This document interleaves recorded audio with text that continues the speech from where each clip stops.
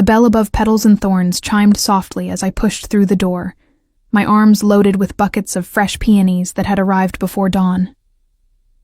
The scent of earth and green stems clung to my fingers, a perfume I'd grown to love over the past 2 years working here. At 21, I'd found my calling in this small flower shop tucked between a bakery and a bookstore in Boston's North End, where the narrow streets still smelled of espresso and old stone. "Quinn, those arrangements for the Sullivan Charity Gala need to be ready by 3. Brooklyn called from the back room, her voice muffled by the cooler door. Mrs. Sullivan's assistant already called twice this morning. I set the peonies down on the work table, flexing my fingers. The Sullivan family.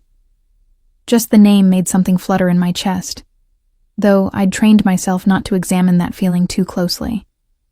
For 2 years, our shop had been the exclusive florist for Sullivan family events, weddings, galas, even the occasional funeral, though those were mercifully rare. The contract had transformed our modest business into something profitable, something secure. What Brooklyn didn't know, what no one knew, was that I'd noticed him. Declan Sullivan. The eldest son, the one people whispered about when they thought I wasn't listening, the one whose presence at family events was both expected and somehow unsettling, like a storm cloud on an otherwise perfect day. He never spoke to me, never even looked directly at me as far as I could tell, but I felt him watching, always watching. From across ballrooms, from the edges of garden parties, from the shadows of family gatherings, where I arranged centerpieces and wove flowers through arbors. His gaze was a physical thing, heavy and constant, raising the hair on the back of my neck. I told myself I imagined it, that a man like Declan Sullivan, powerful and dangerous in ways I didn't fully understand, would never notice someone like me, a florist with dirt under her nails, and dreams no bigger than keeping this shop running. Earth to Quinn. Brooklyn waved a hand in front of my face, grinning. You were doing that thing again. That faraway stare you get when you're thinking about something you won't tell me. I'm just tired, I lied, turning to the peonies, late night finishing the centerpieces. She didn't believe me. I could tell from the way she pursed her lips, but she let it drop. Brooklyn had been my friend since high school, the one who'd convinced me to apply for this job when I'd been working 3 part-time positions just to make rent. She knew me better than anyone, which meant she also knew when to stop pushing. The morning passed in a blur of ribbon and wire, baby's breath, and roses. I lost myself in the work, in the precise art of creating something beautiful from stems and petals. By 2 o'clock, the arrangements were ready, each one perfect, each one a silent prayer that maybe, just maybe, he would notice them. Notice me. I'll do the delivery, Brooklyn offered, already reaching for her jacket. You've been here since 5 this morning. No, I said too quickly. I mean, I don't mind. The exercise will do me good. She raised an eyebrow but didn't argue. We both knew I always insisted on delivering to Sullivan events. Neither of us acknowledged why. The Sullivan estate sat on 10 acres just outside the city, a sprawling stone mansion that looked like it had been transplanted from the Irish countryside. As I drove through the gates, the familiar knot of anticipation tightened in my stomach. Security guards nodded me through, recognizing the Petals and Thorns van. They knew me by now, knew I was safe, approved, invisible. I parked near the service entrance and began unloading the arrangements. The charity gala would be held in the garden tomorrow evening, but setup began today. I knew the routine by heart now, knew exactly where each arrangement would go, had mapped it out in my head a dozen times. Miss Hayes. The voice made me jump, nearly dropping the armload of flowers I'd just lifted from the van. I turned to find Kieran Malone standing behind me, Declan's second in command and the man everyone said was the buffer between the Sullivan family and their more questionable business dealings. He was tall and broad-shouldered, with the kind of face that could be friendly or frightening depending on the situation. Mr. Malone, I managed, steadying the flowers. I didn't hear you approach. That's the idea, he said, but his smile was warm. "Let me help you with those. Mrs. Sullivan wants to discuss the placement of the arrangements with you directly." My stomach flipped. In 2 years, I'd never spoken to Morgan Sullivan beyond brief pleasantries. She was Declan's younger sister, the public face of the family's charitable work, and by all accounts a force of nature. I followed Kieran through the service entrance, my arms still full of flowers, trying not to gawk at the interior of the mansion. I'd been here dozens of times, but never inside, never past the kitchens and storage areas where deliveries were made. The garden was already taking shape, with workers setting up tables and stringing lights through the trees. It would be beautiful tomorrow. I could picture it already. Candlelight and flowers and the soft murmur of Boston's elite pretending they didn't know where Sullivan money really came from. "Quinn." Morgan Sullivan appeared from behind a trellis, her red hair catching the afternoon sunlight. She was stunning, tall and elegant in a way that made me acutely aware of my dirt-stained jeans and simple t-shirt. "The arrangements are perfect, as always, but I want to make a change." My heart sank. Changes this late usually meant staying until midnight to remake everything. "I want you here tomorrow night," she continued, seeing my expression. "Not just for setup. I want you present during the event in case any of the arrangements need adjusting. You have an eye for this, and I trust you." I blinked, stunned. I don't have anything to wear to an event like this." Morgan waved a hand dismissively. "Come early. We'll find you something appropriate. Consider it a bonus for 2 years of exceptional work." She smiled, and it reached her eyes. "Besides, it's time you met the family properly. You've been part of our events for so long, you might as well be part of the team." I wanted to refuse, to make some excuse about prior commitments. The thought of being present at a Sullivan event as something other than invisible staff terrified me. But Brooklyn had been pushing me to be more assertive, to stop hiding behind my flowers. "Thank you," I heard myself say. "I'd be honored." Morgan's smile widened. "Excellent. Kieran will give you all the details." She turned to leave, then paused. "Oh, and Quinn? Wear your hair down tomorrow. You have beautiful hair, you should show it off." After she left, I stood frozen, processing what had just happened. Kieran cleared his throat. "She's right, you know, about your work. The family notices quality." "The family," I repeated, my voice carefully neutral. Something flickered across Kieran's face, amusement maybe, or understanding. "Yes, the family." He handed me a card with a time and instructions for tomorrow. 7 o'clock. Use the main entrance this time, not the service door. That evening, back at the shop, Brooklyn squealed when I told her. "You're going to the Sullivan Gala? As a guest? Quinn, do you know how many people would kill for an invitation?" "I'm not really a guest," I protested, putting away the last of the supplies. "I'm working. Just visibly working instead of behind the scenes." "Still." She leaned against the counter, studying me with those knowing eyes.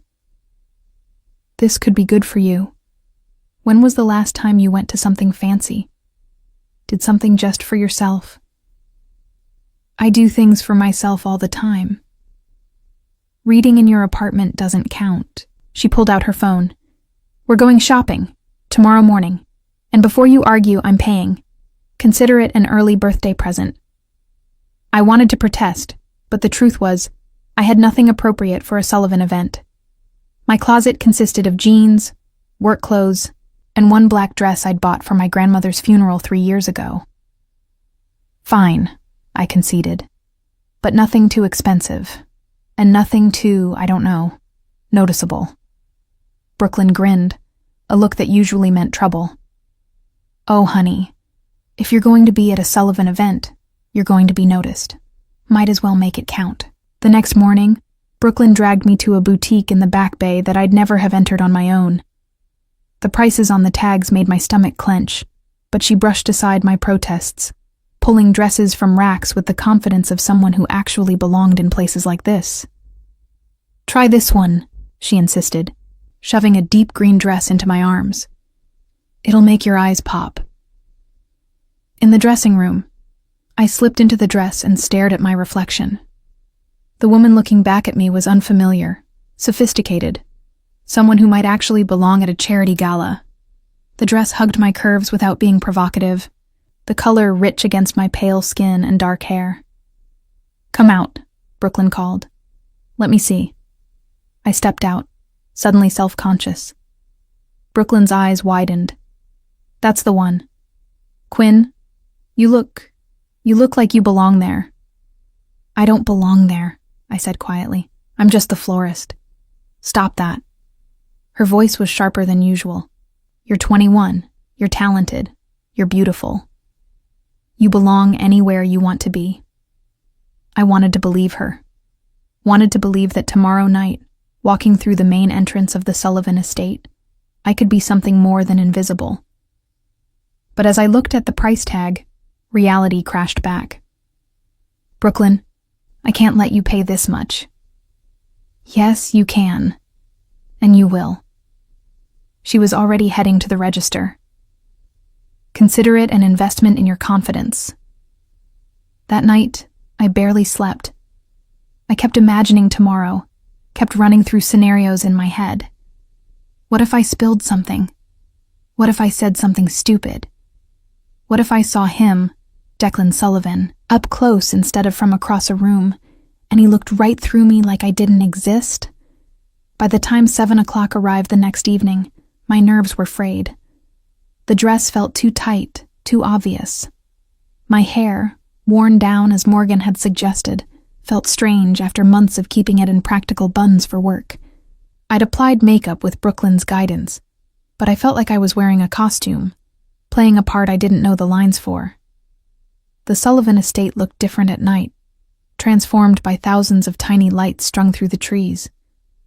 My arrangements glowed in the candlelight, exactly as I'd envisioned them.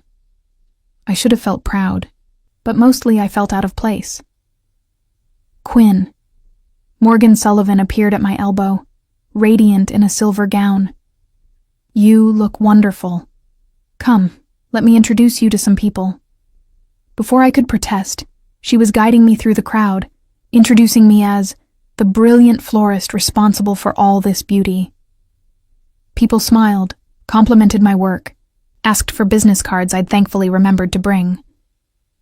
It was surreal, being seen, being acknowledged as something other than a vendor. And through it all, I felt him watching. Declan Sullivan, somewhere in the crowd, his gaze heavy on my bare shoulders. I didn't look for him, didn't dare. If I saw him watching, if I confirmed what I'd felt for 2 years, everything would become real. "There you are." A man appeared beside me as Morgan stepped away to greet new arrivals. He was young, maybe late 20s, with sandy hair and an easy smile. "I've been looking for you all evening. I'm Ronan Callahan." I recognized the name. He was the accountant for Sullivan Enterprises. The one Brooklyn had mentioned was single and supposedly very nice. "Quinn Hayes," I replied, shaking his offered hand. "I know. Morgan's been singing your praises all week. She says you have an eye for beauty." He gestured to the nearest arrangement. She wasn't exaggerating. "These are stunning." We fell into easy conversation. Ronan was charming and funny, telling self-deprecating stories about his work that made me laugh despite my nerves. He got me champagne, stayed by my side as we circulated through the garden, made me feel like I actually belonged there. "So," he said as the orchestra began playing, "I know this might be forward, but would you like to have dinner sometime?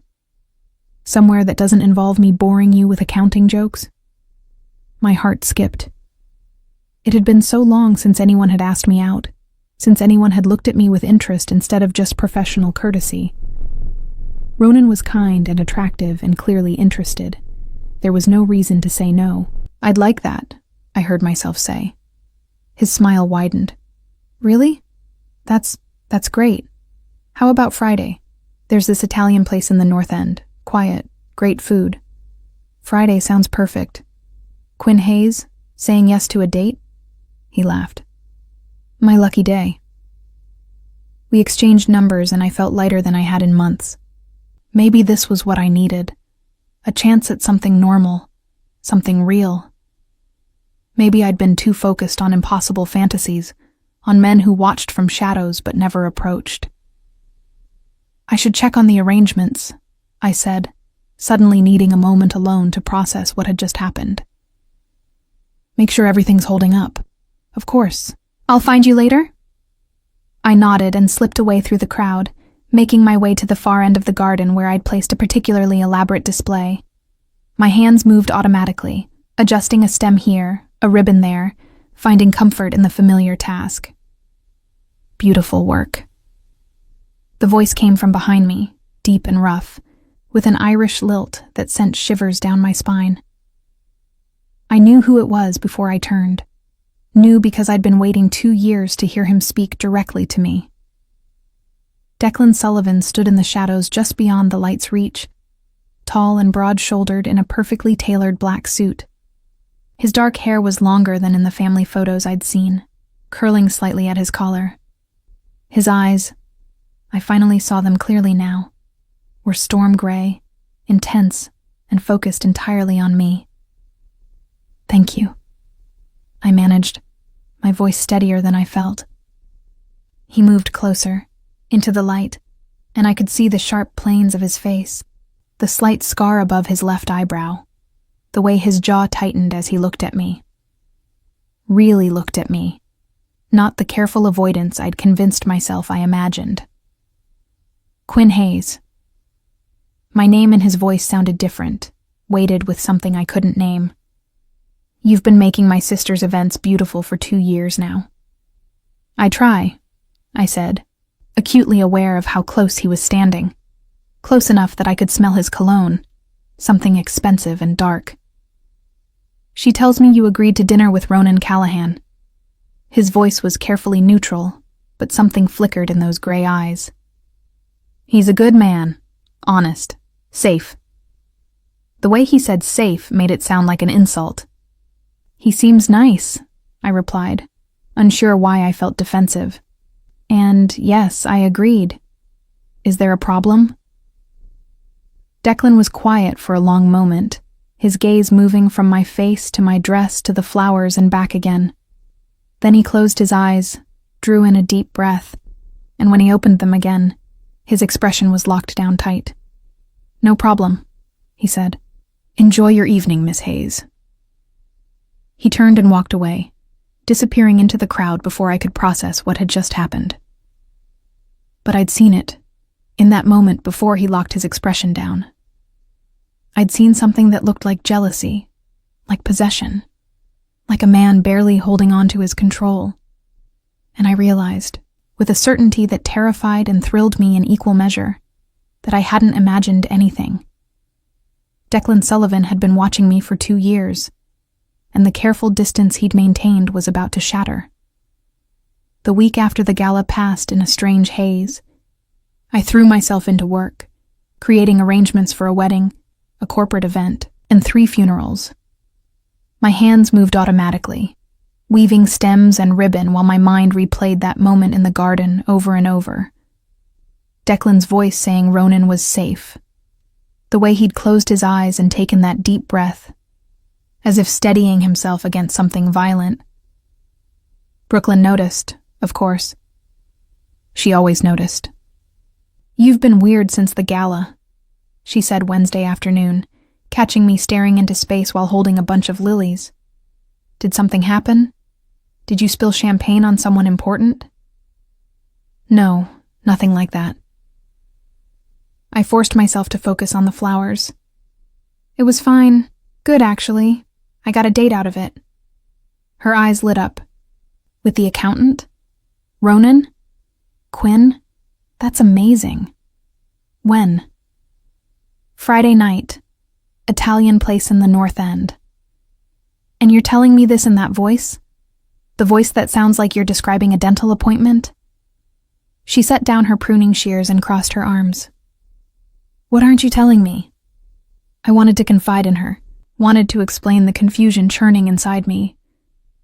But how could I explain that I was going on a date with a perfectly nice man, while unable to stop thinking about another man entirely? A man who'd never even had a full conversation with me until 5 days ago.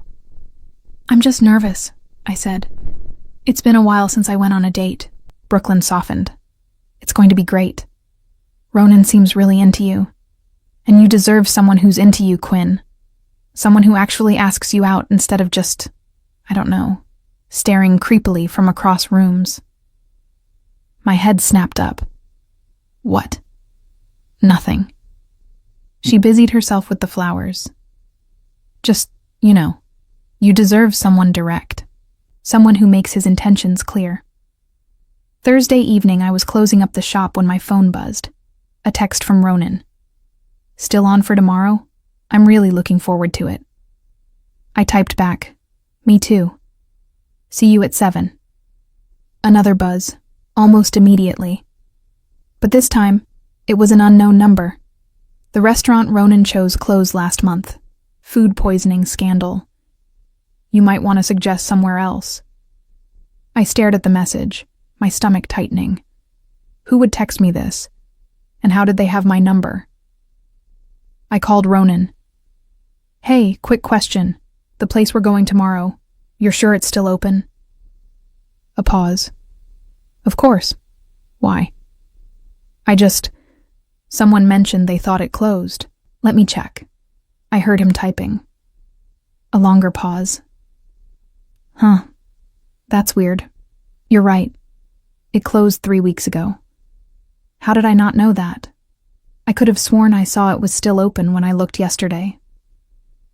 "Maybe we should pick somewhere else," I suggested, unease prickling along my spine. "There's that new place on Hanover Street, Lucia's. Supposed to be excellent. Let me see if I can get us a reservation." After we hung up, I stared at the unknown number, blocked it, tried to shake off the strange feeling that someone was watching, interfering, steering.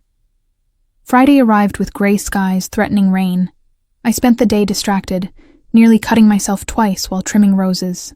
Brooklyn finally banned me from sharp objects and sent me to do inventory in the back room. "You're a mess," she declared. "Go home early. Take a bath.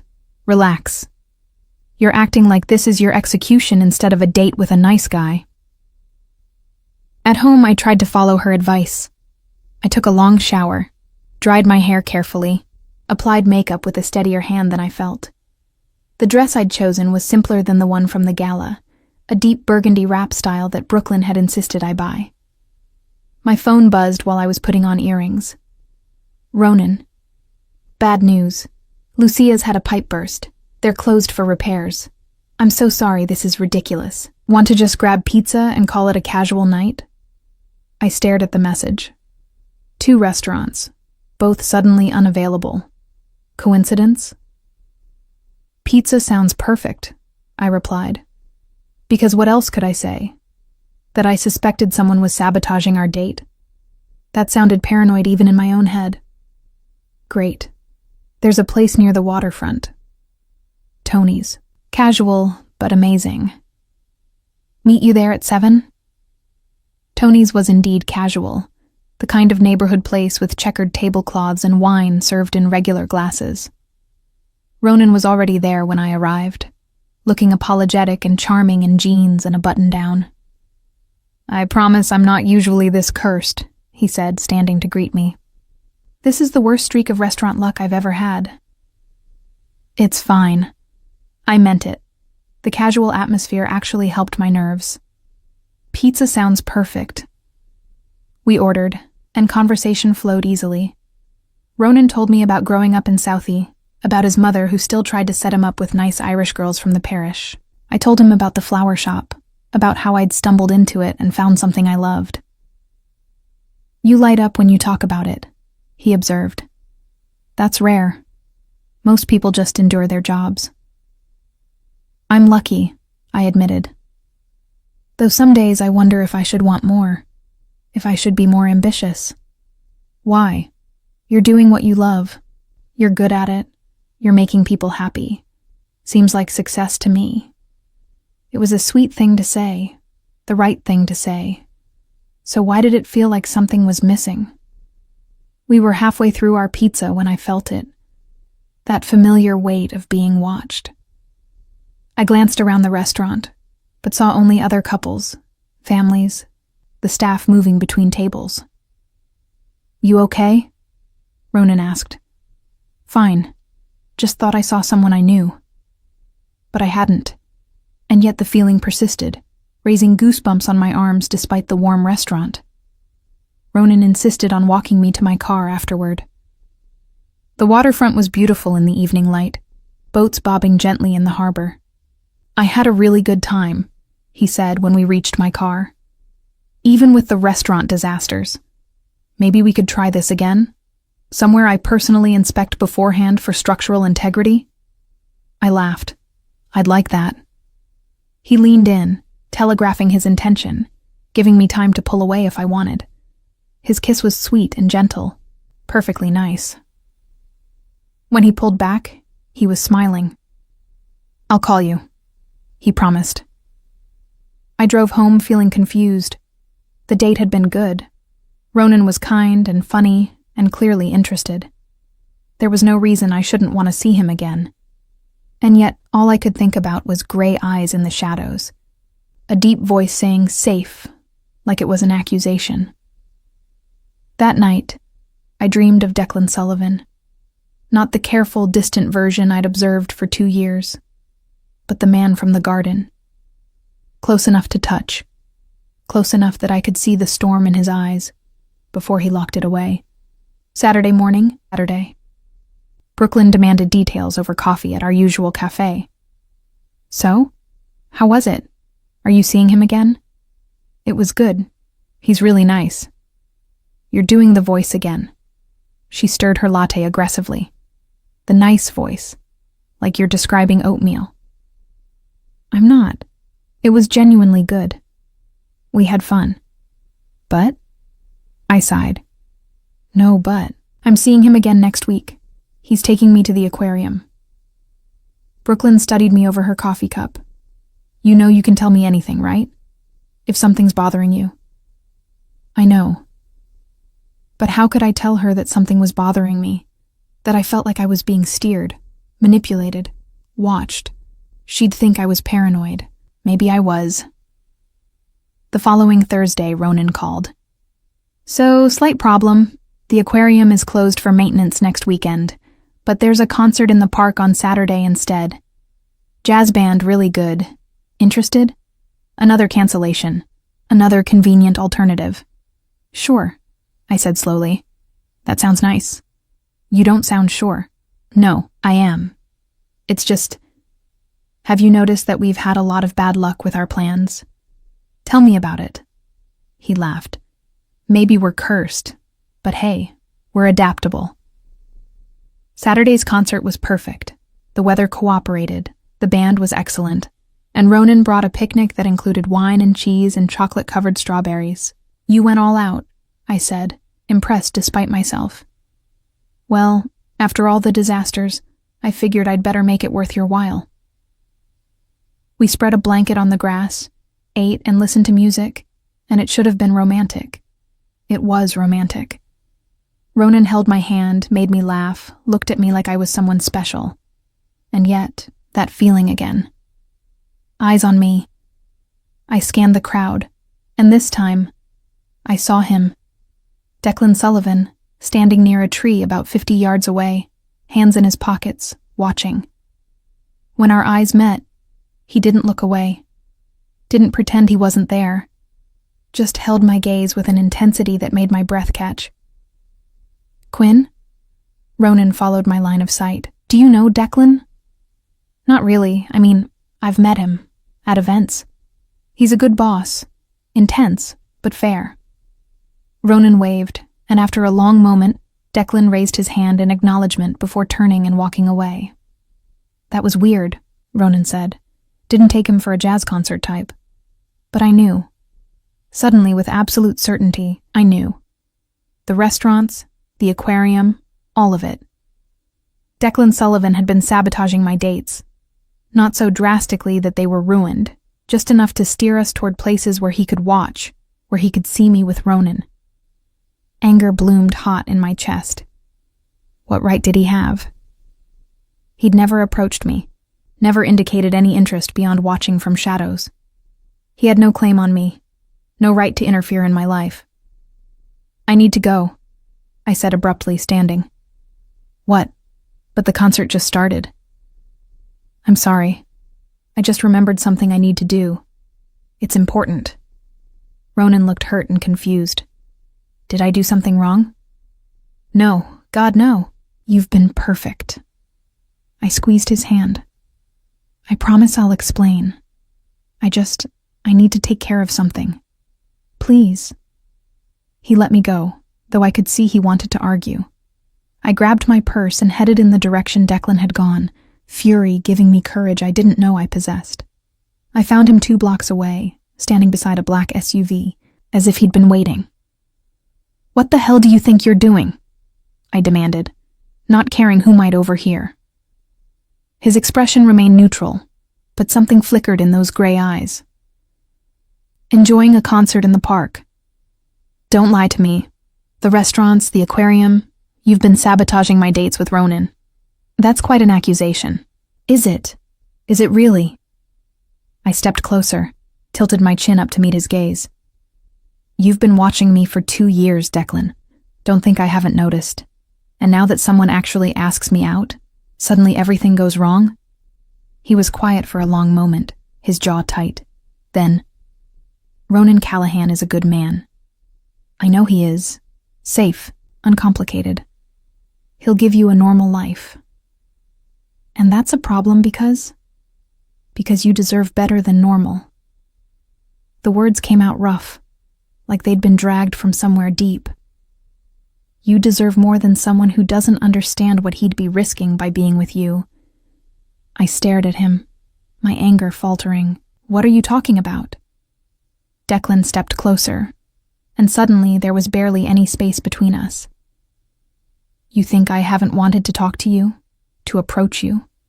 For 2 years I've watched you work, watched you create beauty out of nothing, watched you smile at people who don't deserve it.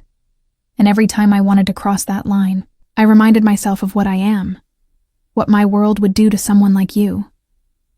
Someone like me, I repeated, my voice barely a whisper. Innocent. Good. Untouched by the ugliness I deal with every day.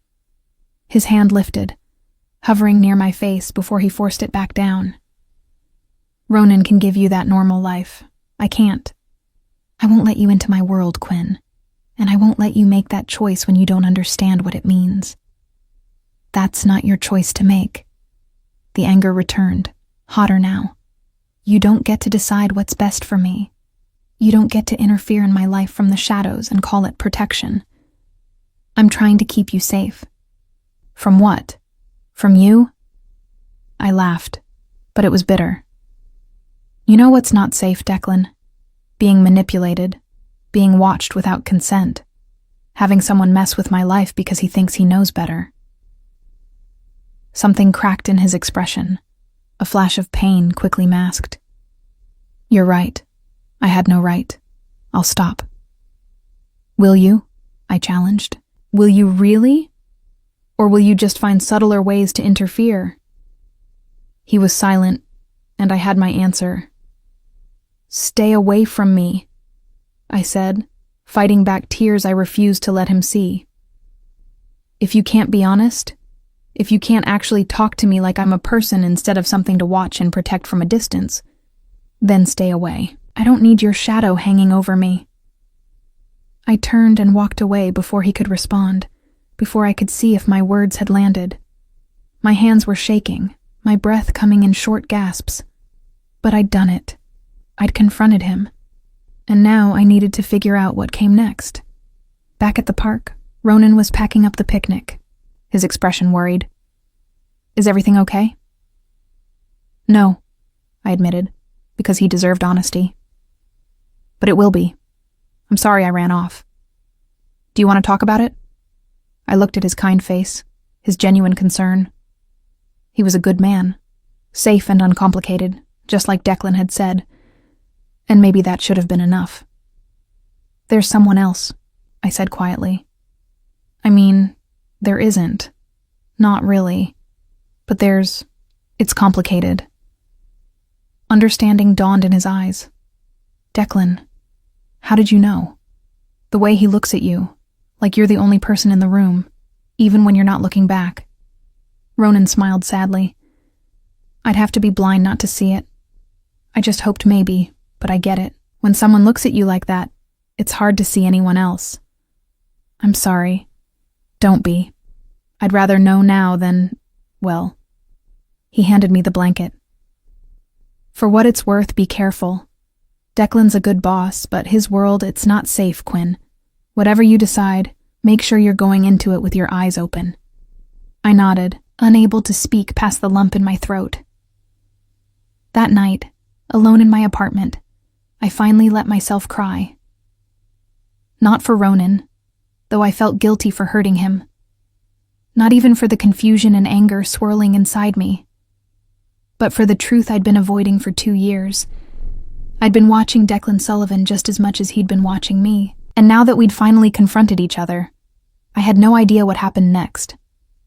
I didn't go to work on Monday. For the first time in 2 years, I called Brooklyn and told her I was sick, which wasn't entirely a lie. I felt hollowed out, scraped raw by Saturday's confrontation.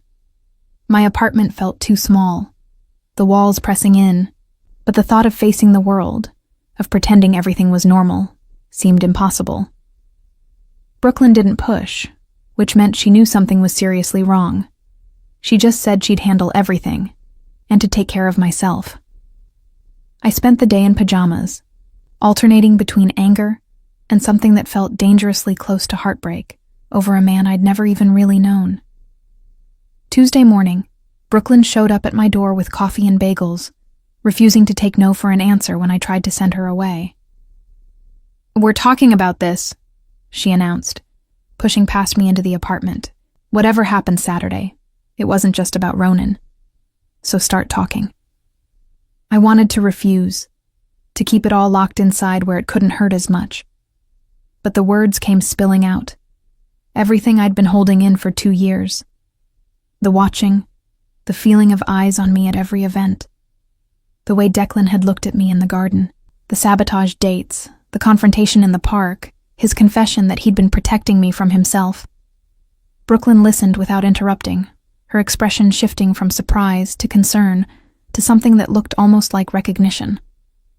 Quinn, she said carefully when I finished, this man has been stalking you for 2 years. It's not. He wasn't dangerous. He never approached me, never made me feel unsafe. Watching someone without their knowledge for 2 years is the definition of unsafe. And sabotaging your dates? That's controlling behavior. She set down her coffee, her expression serious. I know he's attractive and powerful, and apparently tortured about his feelings, but that doesn't make this okay. I know that. Did I? It's just, when he finally talked to me, when he explained why he'd stayed away, it wasn't about control. It was about protecting me from his world. His world. Brooklyn's voice was flat. You mean the organized crime world? Because let's be honest about what the Sullivan family really does. I'd been avoiding thinking about that part. About what it meant that Declan Sullivan, the man who made my heart race and my breath catch, was someone people whispered about in fear. Someone whose business operated in shadows and violence. I'm not stupid, I said quietly. I know what he is, what his family does. Then you know that getting involved with him, letting him into your life, it's dangerous. Not romantic dangerous, actual dangerous. He said the same thing. That's why he stayed away. Brooklyn reached across the table, gripping my hand. Then let him keep staying away. You deserve someone who doesn't come with death threats and FBI investigations. Someone who can actually be with you instead of watching you from creepy distances. She was right. I knew she was right. But that didn't stop the ache in my chest when I thought about never seeing Declan again. Never having another conversation, never understanding what might have been if the world were different. I need to work, I said, changing the subject because I couldn't talk about this anymore. The Maxwell wedding is on Saturday, and we're behind on arrangements. Brooklyn let it drop, but I could see the worry in her eyes. The week passed in a blur of flowers and forced normalcy. I threw myself into work, staying late every night, arriving early every morning. If I was exhausted enough, maybe I wouldn't think about gray eyes and rough voices and the weight of being watched.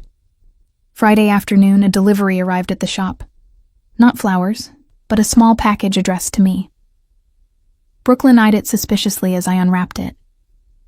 Inside was a first edition of a poetry book I'd mentioned once, months ago, to Morgan Sullivan while setting up for an event. I'd said it was my favorite, that I'd lost my grandmother's copy in a move and had never found another. The note inside was simple. I'm sorry. For everything. D. Let me guess, Brooklyn said dryly, reading over my shoulder. The stalker has good taste in literature. Stop calling him that. What should I call him? The obsessive billionaire with boundary issues? I set the book down carefully, fighting the urge to trace the inscription on the title page. It must have cost a fortune. And he'd remembered something I'd mentioned in passing, something I barely remembered saying. It's a nice gift, I admitted. Quinn. I'm not going to call him or anything. It's nice, that's all. But that wasn't all, because the book meant he'd been listening even more carefully than I'd realized. Meant that those 2 years of watching had been about learning me, understanding me, not just staring from shadows. Saturday's wedding went smoothly, the arrangements perfect. The bride crying happy tears over the ceremony arch I'd woven with white roses and ivy. It should have felt like a triumph, but I found myself looking for him in the crowd, knowing he wouldn't be there but looking anyway. Sunday, Morgan Sullivan called my cell phone directly. Her number 1 I'd saved from previous work coordination, but one she'd never used to call me personally. Quinn, I hope you don't mind me calling. Kieran gave me your number. Her voice was warm, but carried an undertone of concern. I wanted to check on you. My brother said you two had a conversation at the park last week. My stomach dropped. Of course Declan had told his sister. Of course Morgan would call to do damage control or warn me off or whatever protective siblings did when their dangerous brothers got tangled up with civilian florists. We did, I said carefully. It was enlightening. A pause. He told me what he did, the sabotage. I want you to know that I didn't know about any of it, and if I had, I would have stopped him. It's not your responsibility to control your brother's behavior. No, but it is my responsibility to make sure people who work for my family feel safe. And Quinn, you've been an important part of our events for 2 years. I don't want you to feel uncomfortable or afraid. I'm not afraid of Declan, I said, and realized it was true. Angry? Yes. Confused? Absolutely.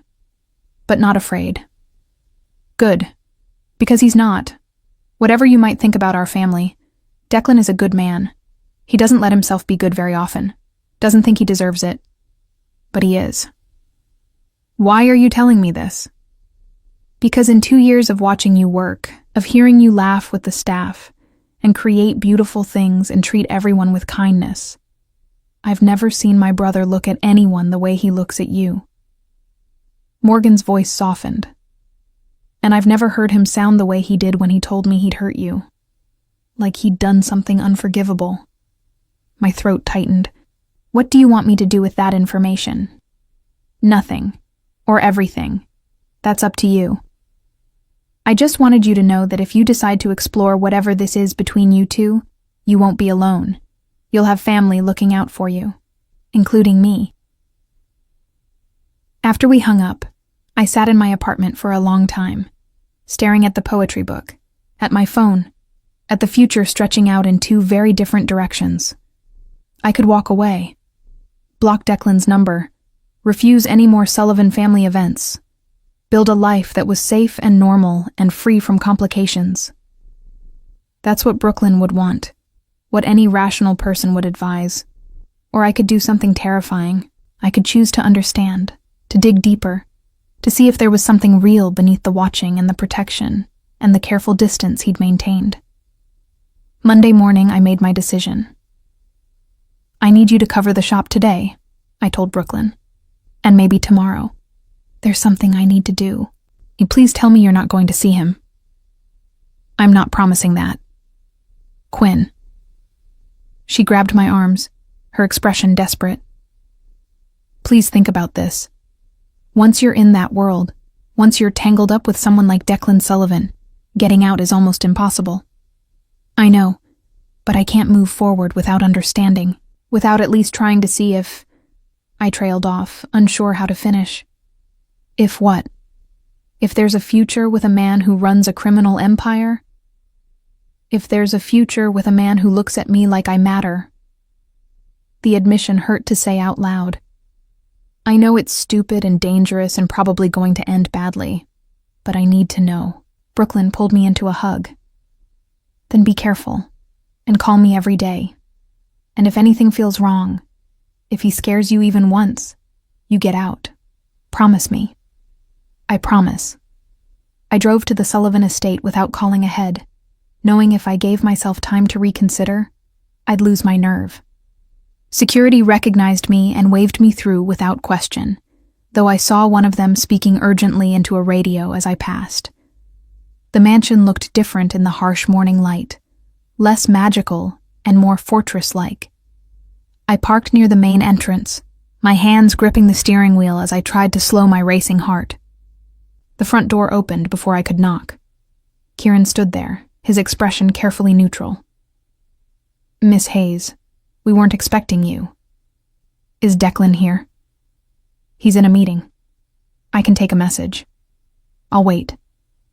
Kieran studied me for a long moment, then nodded. Follow me. He led me not to a waiting room, but to a library, a beautiful space lined with books and featuring large windows overlooking the garden where I'd confronted Declan at the gala. Where this had all started, in a way. He shouldn't be more than 30 minutes, Kieran said. Then, more gently, for what it's worth, I think you're brave for coming here. Or stupid. Brave and stupid aren't mutually exclusive. He smiled slightly. Help yourself to anything from the shelf. Declan's collection is extensive. After he left, I wandered the library, trailing my fingers along book spines, trying not to think about what I was about to do, trying not to imagine the conversation ahead, the questions I needed to ask, the truths I wasn't sure I wanted to hear. I was examining a first edition Yeats when the door opened behind me. Quinn. I turned slowly, giving myself time to school my expression. Declan stood in the doorway in shirt sleeves and slacks, his tie loosened, looking tired in a way that made him seem more human, more real. I got your gift, I said. The book. It's beautiful. I'm glad you liked it. He didn't move closer, just stayed by the door as if he didn't trust himself. I wasn't sure you'd want anything from me after Saturday. I wasn't sure either. I set the Yeats down carefully. But then I realized I couldn't move forward, either direction, without understanding, without actually talking to you like adults instead of whatever we've been doing for 2 years. Circling each other like wary animals. A ghost of a smile touched his lips. That's what Morgan called it. She called me, told me I'd have family looking out for me if I chose to explore this. His expression shifted, surprise and something that might have been hope. She shouldn't have presumed. Maybe not, but she wasn't wrong, was she? There is a this to explore. That's why you've been watching, why you sabotaged my dates, why you finally talked to me in the garden. Declan crossed to the window, putting distance between us even as we finally had the conversation we'd been avoiding. His reflection in the glass was clearer than his expression, revealing the tension in his shoulders, the tightness of his jaw. I've been in this life since I was 16, he said finally. When my father died and the responsibilities of the family business fell to me, I never chose it. But I embraced it because it was all I knew how to do. How to protect, how to control, how to survive in a world where weakness gets you killed. I'm not asking for your life story, I said gently. I'm asking why me.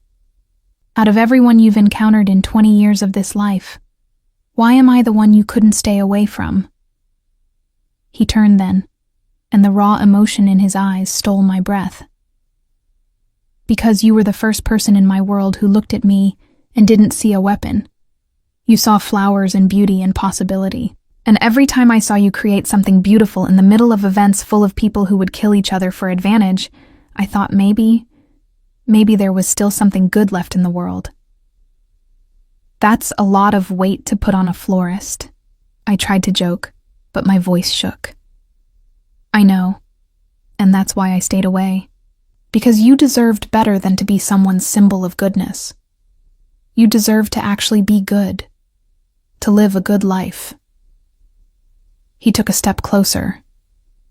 But then you agreed to go out with Ronan, and I realized I'd been lying to myself. It wasn't about protecting you from my world. It was about protecting myself from what it would mean to let you go. So you sabotaged my dates instead of just talking to me like a normal person. I never claimed to be normal. No, I agreed. But you could have been honest. How? How do I walk up to a woman I've been watching for 2 years and say, I'm obsessed with you, I'm dangerous, and everyone around me dies violently, but would you like to get coffee? Despite everything, I laughed. That would have been a start. He moved closer, close enough that I could see the silver flecks in his gray eyes, close enough to smell cedar and something darker. I'm trying to be honest now. I'm trying to tell you that every instinct I have says to keep you at a distance, to let you live your safe, beautiful life. But I can't. Not anymore. Watching you walk away Saturday nearly killed me. What are you saying, Declan? I'm saying I'm selfish. I'm saying I want things I have no right to want. I'm saying that if you run right now, I won't stop you. But if you stay, his hand lifted, hovering near my face like it had in the park. If you stay, I can't promise to be noble anymore. I can't promise to protect you from myself. My heart pounded so hard I was sure he could hear it. This was the moment. The choice Brooklyn had warned me about. The decision that would change everything. I'm not asking you to be noble, I said quietly. I'm asking you to be honest. About what you want. About what this is. His hand finally made contact, fingers brushing my cheek with aching gentleness. I want you. I've wanted you since the first time I saw you laugh while arranging flowers for my sister's birthday party. I've wanted you through every event, every brief smile you gave me when you thought I wasn't looking. And I want you now, even knowing I'm damning us both. That's dramatic. It's realistic. My enemies will see you as a weakness. My family will expect things from you that aren't fair. Your friends will think you're insane for choosing this. And they'll all be right. You're really selling this, I said dryly. I'm trying to give you an out. One last chance to walk away before this gets complicated. I thought about Brooklyn's warnings, about Ronan's concern, about Morgan's offer of family. I thought about the poetry book and the 2 years of careful distance and the way Declan looked at me now. Like I was something precious and terrifying in equal measure. I don't want out, I heard myself say. I want honest. I want you to tell me when you're scared or when you're being overprotective or when you're about to do something stupid like sabotage my dates. I want communication instead of manipulation. And if you can't give me that, then I do walk away. But if you can. I can, he said quickly. I will. Whatever you need. Then stop talking, I said, rising on my toes, and kiss me. He did. And it was nothing like Ronan's sweet, gentle kiss. This was desperate and claiming. 2 years of watching and wanting finally unleashed. His hands cupped my face like I was fragile. But his mouth was demanding. Possessive in a way that should have frightened me, but instead made something inside me ignite. When we finally broke apart, both breathing hard, he rested his forehead against mine. "This is going to be complicated," he murmured. "Everything worth having is. My world is dangerous." "Then teach me how to navigate it." "I don't deserve you." "Too bad," I said, pulling back to look him in the eyes. "You're stuck with me now."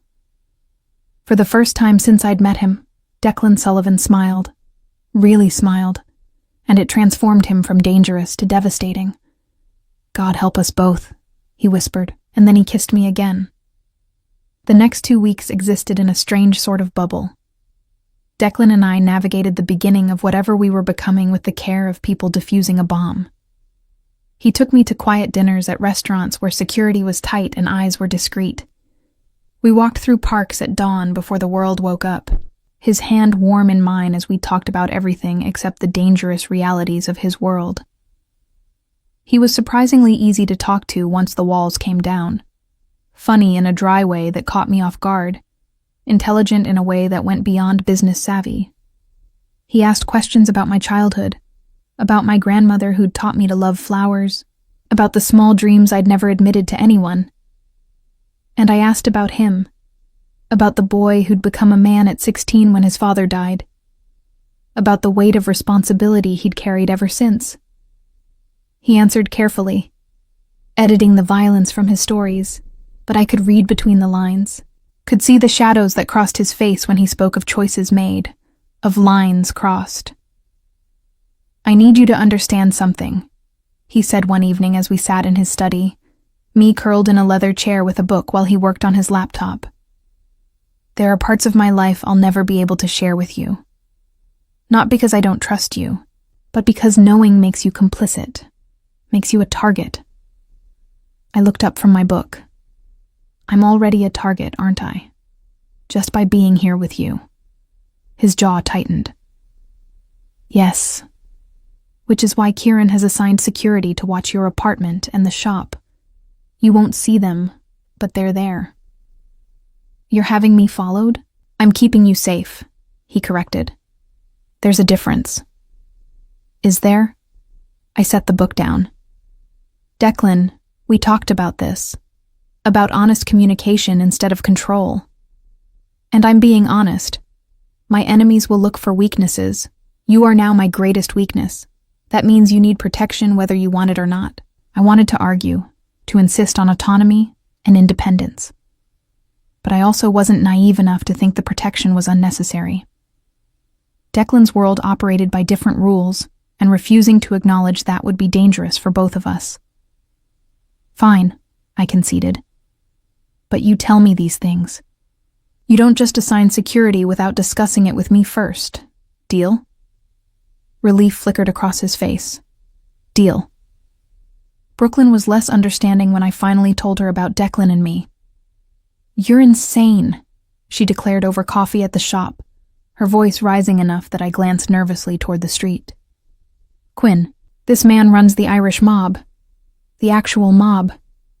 People die because of him. I know what he is. Do you?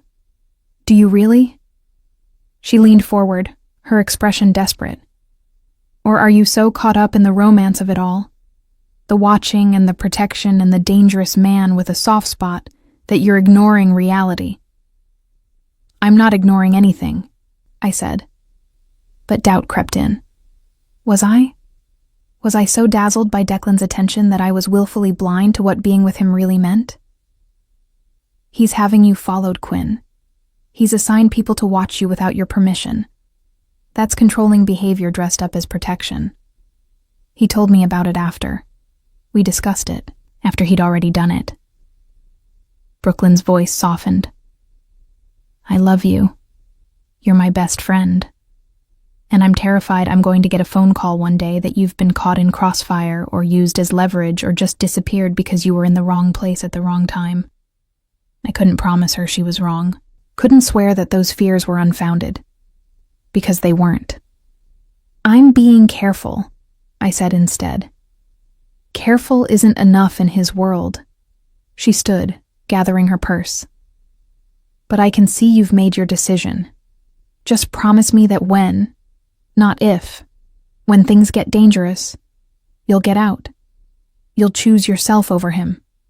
I promise." But as she left, I wondered if that was a promise I could keep. That Saturday, Declan invited me to a family dinner at the estate. "Morgan's been demanding to meet you properly," he explained. "Not as the florist, but as someone important to me." The phrasing made my heart skip. "Important to you. Don't sound so surprised. You know what you are to me." I didn't, not really. We'd been careful with words like girlfriend or relationship, as if labels might make things too real, too breakable. But the invitation to family dinner felt significant, like crossing a threshold. "Will your other siblings be there?" I asked. Declan had 2 younger brothers I'd never met, both involved in the family business in ways he never specified. "Liam and Callum, yes, and their wives." He hesitated. "Fair warning, family dinners can be intense. We're Irish, we're loud, and we don't agree on much. But we're loyal. Once you're in for life." "That's both comforting and terrifying," he smiled. "That's the Sullivan family in a nutshell." The dinner was exactly as advertised.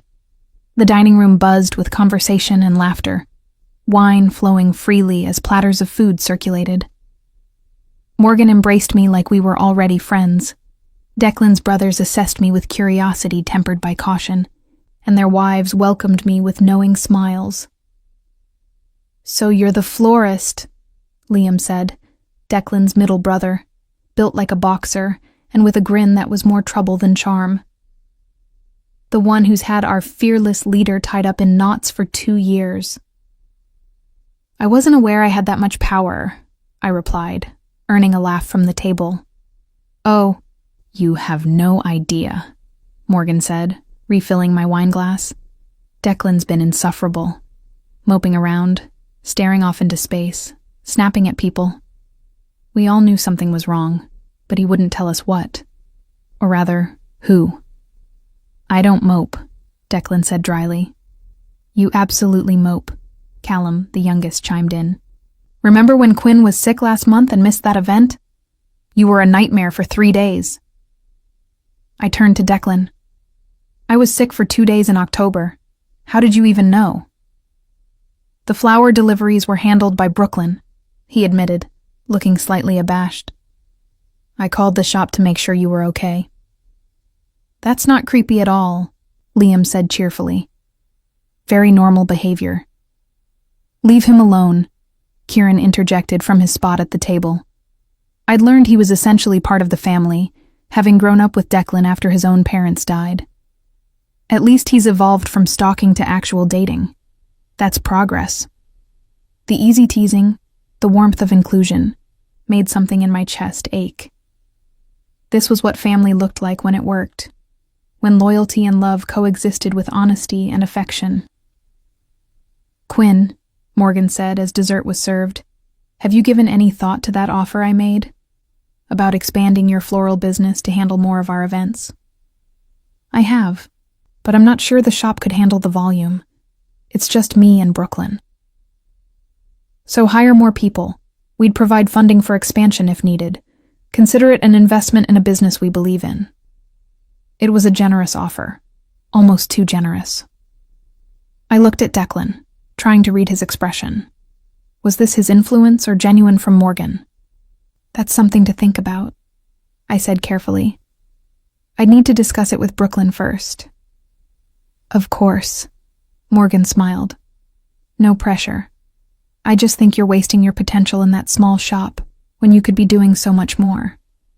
The evening wound down around 11.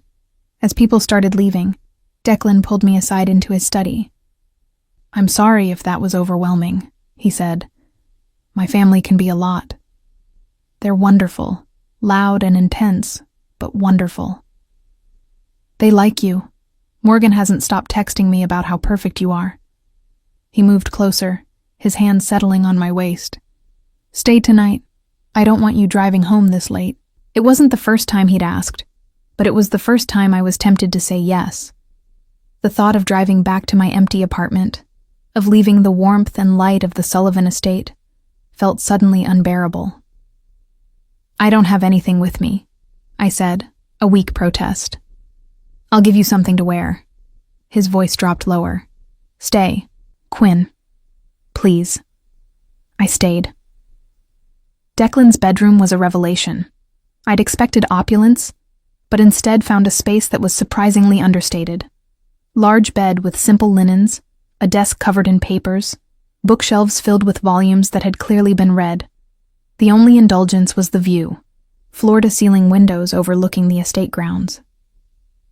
He gave me one of his shirts to sleep in, then disappeared to give me privacy to change. When he returned, his eyes darkened at the sight of me in his clothes, the shirt falling to mid-thigh. "This was a mistake," he murmured. "You wearing my clothes. I'm never going to be able to think clearly again." "Good," I said, emboldened by wine and want. "I like you off balance." He crossed to me slowly, giving me time to retreat if I wanted. When I didn't, he pulled me close, his hands spanning my waist. "We should take this slow," he said, even as his thumbs traced patterns on my skin. "We've already been slow. 2 years of slow." "Quinn, my name was a warning and a plea. I'm not made of glass, Declan. I won't break." "I know, but I might." He pressed his forehead to mine. "You have no idea what you do to me. How much control it takes to not just—" He broke off, jaw tight. "To not what?" "To not claim every part of you. To not make sure everyone knows you're mine." The possessiveness should have scared me. Instead, it sent heat flooding through my veins. "Then claim me," I whispered. What followed was incendiary. Declan made good on his promise, claiming me with a possessiveness that bordered on desperate. His hands and mouth mapped every inch of me, learning what made me gasp, what made me arch into him. And when he finally pushed inside me, his eyes never left mine, watching every reaction with an intensity that made me feel seen in a way I'd never experienced. Afterward, tangled in sheets and limbs, he held me close, his fingers tracing idle patterns on my shoulder. "I love you," he said quietly into the darkness. "I know it's too soon, and I have no right to feel this way, but I do. I love you, Quinn." My breath caught. We'd been careful with words, careful with labels. This was different. This was permanent. "I love you too," I whispered, and felt him relax against me. "Thank God," he murmured. "Because I was terrified you'd run screaming." I laughed, turning to face him in the dim light. "After that, not a chance." He smiled, a real smile, rare and beautiful. "Good, because now that I've had you, I'm never letting go." It should have sounded possessive, controlling, but in that moment, safe in his arms and his bed, it just sounded like a promise. We fell asleep tangled together, and I dreamed of flowers and danger in equal measure. The warning came 3 days later. I was at the shop, arranging tulips for a spring wedding, when a woman I'd never seen before walked in. Mid-40s, elegant in a way that screamed money, with cold eyes that assessed me like a threat to be neutralized. "Can I help you?" I asked, my customer service smile firmly in place. "You're Quinn Hayes, Declan Sullivan's new pet project." The venomous way she said it sent warning bells ringing. "I don't know what you're talking about." "Don't insult my intelligence.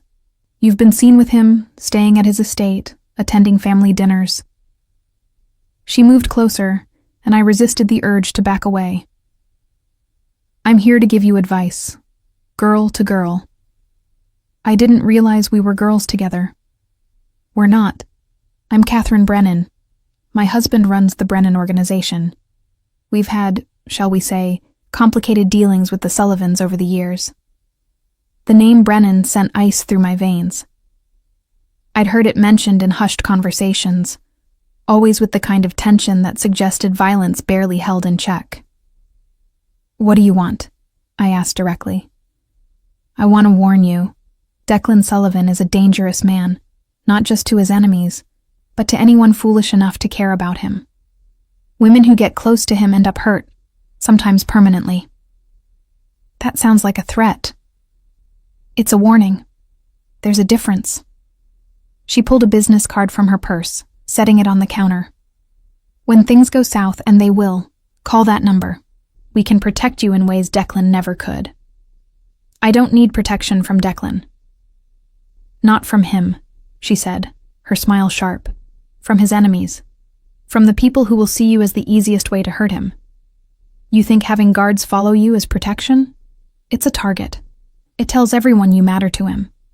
And in our world, that's the most dangerous thing you can be." After she left, I stared at the business card for a long time before throwing it away. But her words haunted me. Women who get close to him end up hurt. That evening, I asked Declan about it. About Catherine Brennan. About the warning. About whether I really was in danger just by loving him. His expression went cold and hard when I told him about the encounter. "She came to your shop? Approached you directly?" "Yes. She said she was warning me, girl to girl. She was threatening you." He pulled out his phone, typing rapidly. "Kieran needs to know about this. We need to increase security." "Declan, stop." I grabbed his hand. "Talk to me. Is she right? Are women who get close to you in danger?" He was quiet for a long moment, his jaw tight. Then, "Yes, they are. I've tried to tell you that from the beginning." "Then tell me the truth. All of it. What happened to the women before me?" "There was only one," he said finally. "Her name was Siobhan. I was younger. Stupider, thought I could have a normal relationship while running this empire. The Brennans found out about her. Took her to use as leverage." His voice went flat. "By the time we got her back, she was broken. Physically and mentally. She left the country, changed her name. I never saw her again." Horror washed over me. "Declan, that's why I stayed away from you. Why I watched from a distance for 2 years. Because I knew if they found out what you meant to me, the same thing would happen." His hands cupped my face, desperate. "But I was selfish. I wanted you too much to stay away. And now Catherine Brennan knows. Which means everyone knows. Which means you're a target." "Then we deal with it," I said, forcing steadiness into my voice despite the fear churning in my stomach. "Together." "No, you leave. Tonight. Kieran will take you somewhere safe, somewhere they can't find you. I'm not running. Quinn, you don't understand.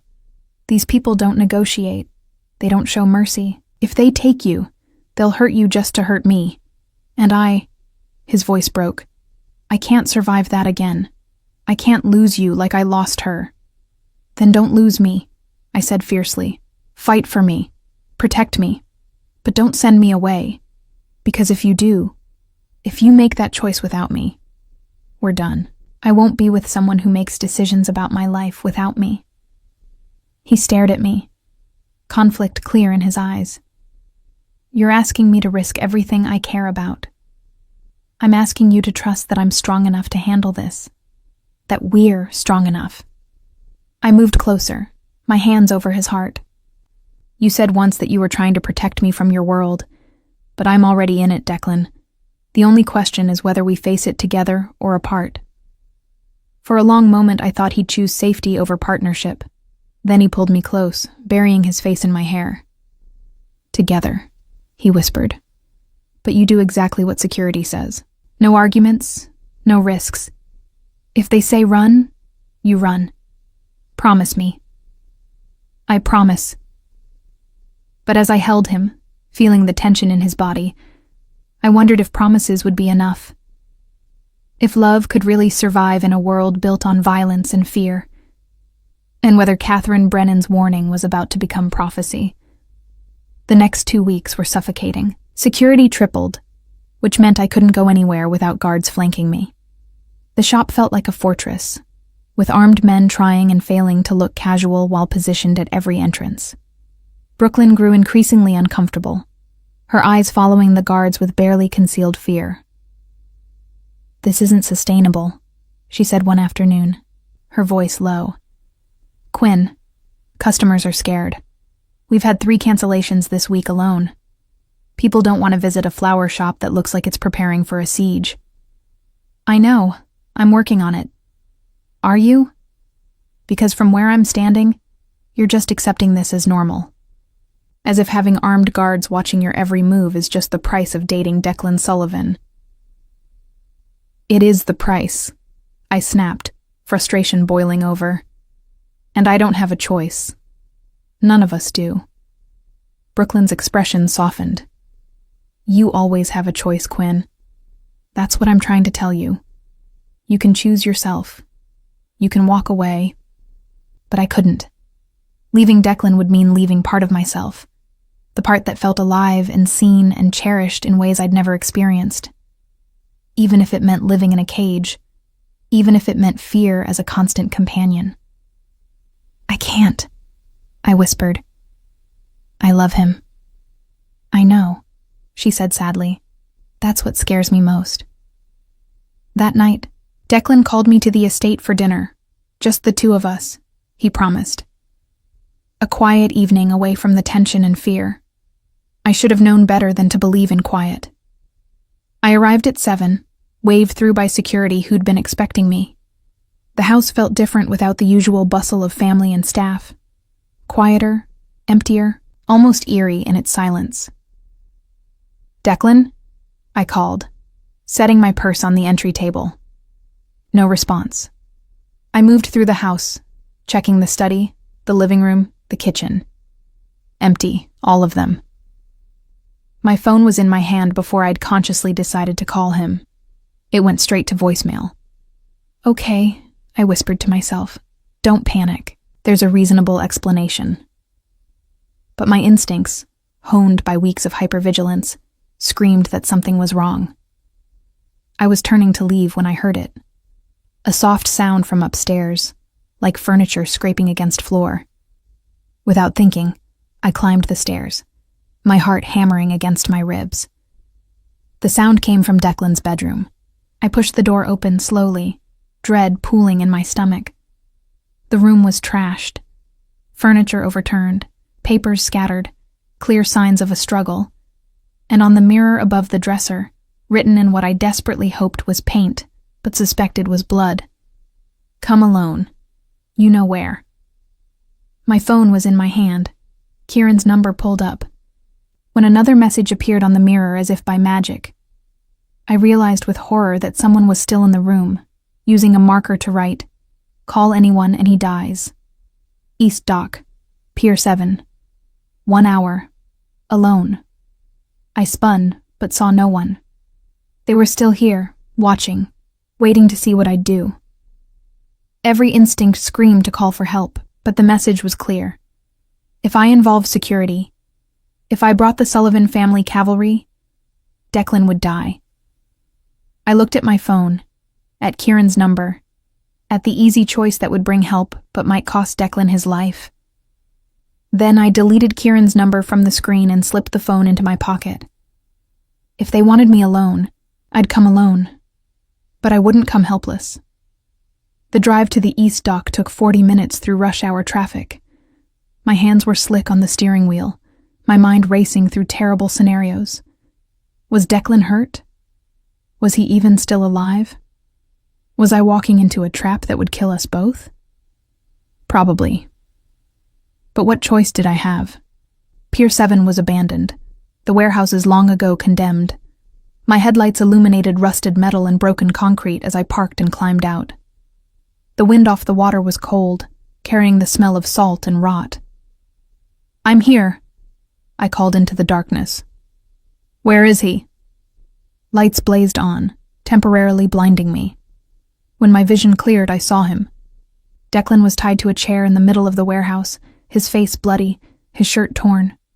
But alive. Still alive.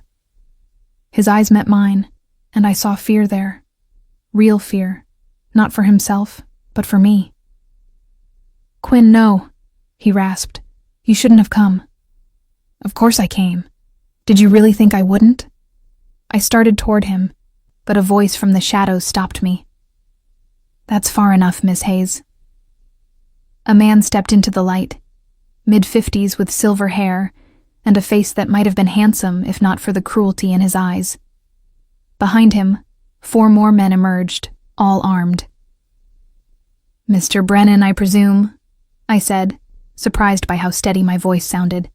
"You presume correctly. Catherine said you were brave. Stupid, but brave." He circled Declan's chair like a predator. "She also said you'd come alone if properly motivated. It seems she was right. Let him go. This is between your family and his. It has nothing to do with me." Brennan laughed. "It has everything to do with you, your leverage, Miss Hayes. The thing Declan Sullivan cares about most. And in my business, that makes you incredibly valuable. I won't help you hurt him. You won't have to. Your mere existence hurts him." Brennan produced a knife, pressing it against Declan's throat. "Tell her, Sullivan. Tell her what you're willing to give me in exchange for her life." "Don't," Declan said, his eyes locked on mine. "Don't give him anything." "Territory in the North End," Brennan answered for him. 3 of his most profitable operations, his entire smuggling network. He was willing to trade his empire for you. That's how I knew we had him. Ice flooded my veins. "You're lying." "Am I?" "Ask him. Ask Declan what he was prepared to sacrifice before we took you both." I looked at Declan, at the guilt and fear written across his battered face, and knew it was true. He would have given everything for me, would have destroyed his family's legacy, left them vulnerable, all to keep me safe. "You can't," I whispered to him. "Your family, everything you've built, means nothing without you," he said simply. Brennan smiled. "Touching, truly. But I'm afraid it's too late for grand gestures. You see, I don't just want territory or operations. I want the Sullivans broken. And you, Miss Hayes, are how I break them." "By killing me?" I forced myself to meet his eyes. "That seems short-sighted. Dead, I'm worthless. But alive, as your captive, I'm leverage you can use repeatedly." Declan made a sound of protest, but I ignored him. I was thinking now, strategizing, using the only weapon I had, words. "You could ransom me back to the Sullivans for concessions," I continued. "Use me to force Declan's cooperation on deals. I'm worth much more alive than dead. So the real question is, what do you want me to do?" Brennan studied me with new interest. "Catherine said you were clever. I'm beginning to see why Sullivan is obsessed with you. I'm not interested in flattery. I'm interested in getting out of this alive. Both of us." I gestured to Declan. "So let's negotiate. What do you actually want?" A slow smile spread across Brennan's face. "I want Declan Sullivan to watch the woman he loves choose her own safety over his. I want to see him realize that love is just another weakness to exploit. And if I do that, if I walk away and leave him here, Quinn, no." Declan strained against his bonds. "Don't do this." "Then we'll release him unharmed," Brennan lied smoothly. "You go free, he goes free, and the Sullivans learn their lesson about emotional attachments." I pretended to consider it, letting hope flicker across my face. Let Brennan think I was scared enough, selfish enough to take the deal. Then I looked at Declan, really looked at him, and saw understanding dawn in his eyes. He knew I was playing for time, stalling, hoping that security had tracked my phone, that help was coming. Knew I would never actually leave him. "I'll need guarantees," I said, turning back to Brennan. "How do I know you'll keep your word?" "You don't. But it's your only option." I pulled out my phone slowly, making sure they could see it. "Then I need to call someone. Make arrangements for after. No calls. One of Brennan's men grabbed for the phone. I jerked it back. You want me to cooperate? Then I make one call. To my business partner, to tell her I'm closing the shop for a while. Otherwise, she'll get suspicious and call the police. Brennan considered this. One call. On speaker. No warnings. I dialed Brooklyn, praying she'd understand. She answered on the second ring. Quinn? Where are you? The security guys are going crazy looking for you. I'm fine, I said clearly. I'm at the East Dock, Pier 7. I just needed some space to think. A pause. Brooklyn was smart. She'd hear what I wasn't saying. The East Dock, she repeated carefully. That's pretty far for thinking space. I know, but sometimes you need distance to see things clearly. I'll be home in about an hour. Don't worry. Okay. Be safe, Quinn. I hung up, hoping she'd call Kieran immediately, that she'd understood my message. Satisfied? I asked Brennan. Almost. He nodded to his men. Tie her up. We'll wait here until the Sullivans come looking. When they do, we'll have 2 prizes instead of 1. So much for negotiation. They bound my hands behind my back and sat me in a chair facing Declan, close enough to see the blood still trickling from the cut on his temple, far enough that I couldn't touch him. I'm sorry, he said quietly, his voice rough. I should have protected you better. This isn't your fault. It is. I knew the risks. I knew what loving me would mean for you. I should have been stronger. Should have stayed away. Stop, I said firmly. I don't want apologies for loving me. I want you to tell me what happens next. How do we get out of this? A ghost of a smile touched his bloody lips. Even now you're planning escape routes. Someone has to. You're busy beating yourself up. Your guards will come, he said. When you don't return, when Brooklyn reports your location, they'll come. And Brennan knows that. This is a trap for them too. Declan's expression darkened. Then we need to give them an advantage. How? We're tied up and surrounded. He looked at me intently. What did Brooklyn say exactly? About the security guys? I replayed the conversation in my mind. That they were going crazy looking for me. Not looking for us, for you. Understanding lit his eyes. They don't know I'm missing yet. Which means when they come, they'll be expecting to extract you, not both of us. They'll come prepared for a small operation, not an all-out assault. That's bad, right? No, that's perfect. Brennan will be expecting overwhelming force.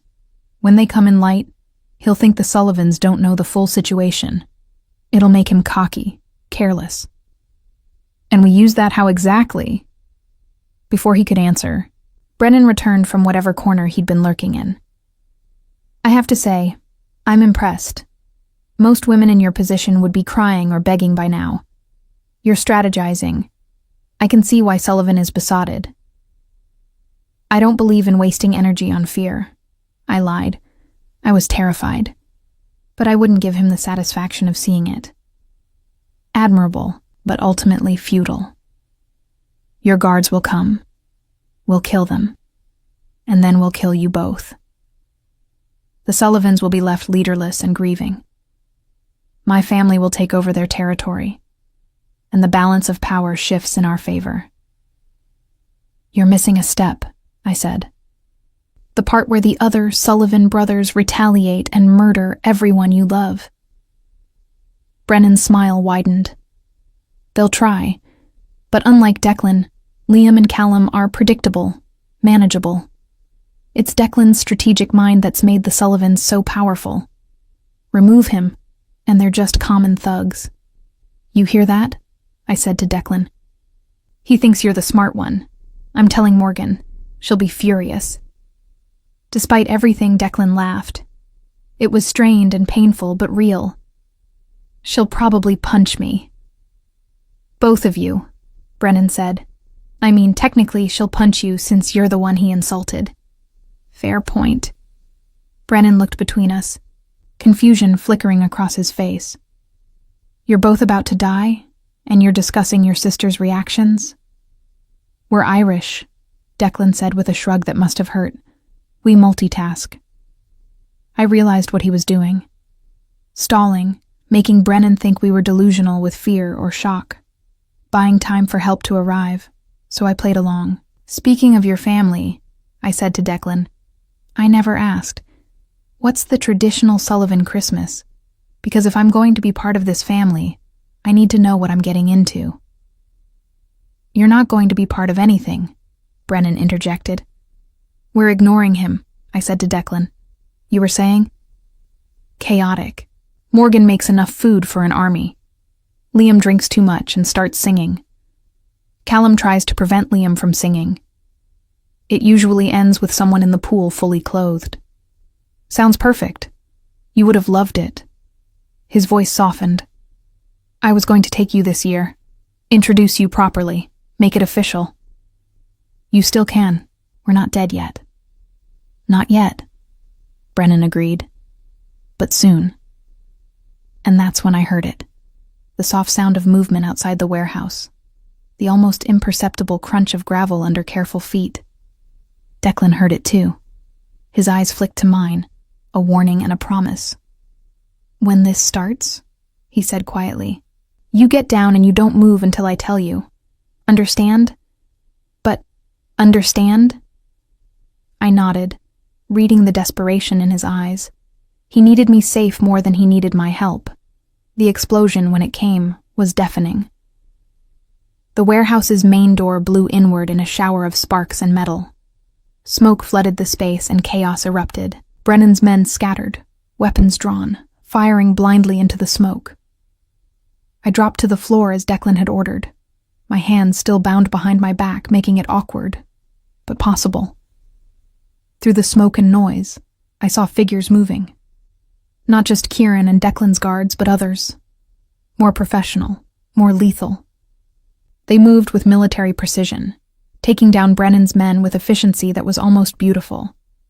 Quinn! Kieran's voice cut through the chaos. He materialized beside me, cutting the ropes binding my wrists. Stay down. Declan. We've got him. Just stay here. But I couldn't. Despite the fear, despite the smoke and bullets and screaming, I crawled toward where I'd last seen Declan's chair. Found it overturned, empty. Panic seized me until I heard his voice. I'm here. He was on the floor beside me, his bonds already cut, blood still streaming from the wound on his head but alive, conscious, angry. I told you to stay down. You're one to talk. He pulled me behind a concrete pillar, his body shielding mine as another round of gunfire echoed through the warehouse. When I say move, we go for that exit. He pointed to a side door barely visible through the smoke. Kieran's men will cover us. What about Brennan? He's already gone. Ran the moment the doors blew. Coward. We need to get you out of here, he interrupted. That's all that matters. Declan, now, move. We ran, staying low, Kieran's men providing cover fire. Bullets sparked off metal and concrete around us, but somehow none found their mark. We burst through the side exit into cold night air, and Kieran was there with a car, engine running. Get in, he ordered, and we did. The car tore away from the warehouse, sirens wailing in the distance. In the back seat, Declan pulled me against him, his breathing labored, his heart racing against my ear. You came, he said into my hair. You stupid, brave woman. You came. Of course I came. Did you really think I wouldn't? I hoped you wouldn't. Hoped you'd be smart. Call for help. Stay safe. Where's the fun in that? He laughed, then winced in pain. Don't make me laugh. Pretty sure I have broken ribs. Hospital, Kieran said from the driver's seat. Home, Declan countered. We have doctors on call. Declan, home. I'm not risking anyone tracking us to a hospital. It's not safe. I wanted to argue, but he was probably right. So I just held him as Kieran drove, trying not to think about how close we'd come to dying, how easily this night could have ended differently. "Thank you," Declan said quietly to Kieran, "for coming so quickly." "Thank Brooklyn." She called the second she hung up with Quinn, said something was wrong.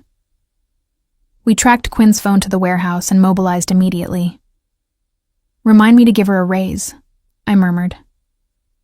"Remind me to buy her a car," Declan added. We made it back to the estate, where Morgan met us at the door with a doctor and an expression that mixed fury and relief. "You're both idiots," she declared, "and we're tripling security again. No arguments." "Yes, ma'am," I said meekly. She softened slightly. "I'm glad you're okay. Both of you." The doctor examined us, declared Declan had 2 broken ribs and a mild concussion, and ordered bed rest that we all knew he wouldn't follow. When everyone finally left us alone in his room, the full weight of what had happened crashed over me. "We could have died," I whispered. "But we didn't. Because of luck. Because Brooklyn is smart and Kieran moved fast. But Declan, this is what our life will be like.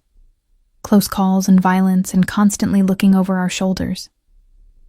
He pulled me down beside him on the bed, gentle despite his injuries. "I know. And if that's not what you want, if this scared you enough to walk away, I'll understand. I'll even help you disappear somewhere he can't find you. Brennan? Anyone. I'll make sure you're safe, even if it means never seeing you again." I looked at him, really looked at him, bloody and battered and offering to let me go because he loved me too much to keep me in danger. "You're an idiot," I said. "What?" "An idiot.